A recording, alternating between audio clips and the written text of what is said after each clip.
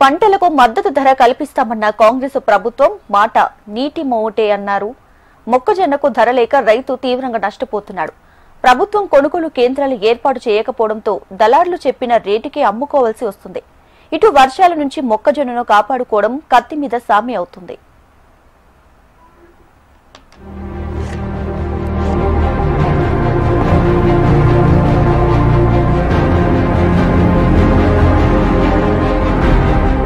నిజామాబాద్ జిల్లాలో మొక్కజొన్న రైతులను వర్షాలు నిండా ముంచాయి. జిల్లాలో 1,100 ఎకరాల్లో మొక్కజొన్న పంట నాశనమైంది. వర్షాలతో ఆరబోసిన మొక్కజొన్న పంట తడిసి ముద్దవుతోంది. ఆర్మూర్, బాల్కొండ, నిజామాబాద్ రూరల్లో వర్షంతో దెబ్బతిన్న మొక్కజొన్న పంట రంగు మారుతోంది. వర్షంతో గింజ ఆరకముందే నానడంతో గింజలకు మొలకలొచ్చే అవకాశం ఏర్పడింది. దీంతో పెట్టిన పెట్టుబడి వస్తుందో రాదోనని ఆందోళన చెందుతున్నారు.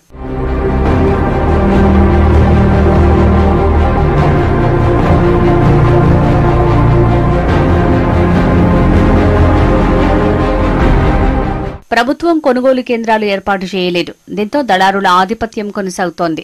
సహకార సంఘాలు, మార్క్ఫెడ్ ద్వారా మక్కలు కొనుగోలు చేయాలని రైతులు డిమాండ్ చేస్తున్నారు. నాణ్యతను బూచీగా చూపి దళారులు క్వింటాల్కు 1,600 నుంచి 1,900 వరకు ధర చెల్లించి కొనుగోలు చేస్తున్నారు. దళారులు తమ ఇష్టానుసారంగా మొక్కజొన్నకు ధర డిసైడ్ చేసి వారు అనుకున్న ధరకే కొనుగోలు చేస్తున్నారు. దీంతో రైతులు తీవ్రంగా నష్టపోతున్నారు. మాకు ఇంతకు ముందు 2,500 మక్కల ధర ఉండే, ఇప్పుడు దళారులు వర్షాలు పడడం వల్ల 18 నుంచి 1,900 చేస్తున్నారు.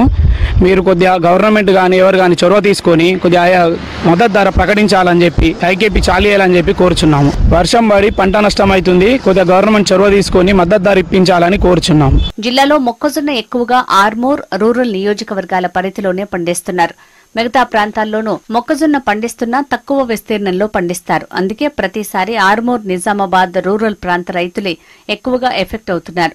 మొక్కజొన్న పంటకు మిగతా పంటలకు లేని విధంగా ఒకంత ఊరట ఉండటం రైతులకు కలిసొస్తోంది.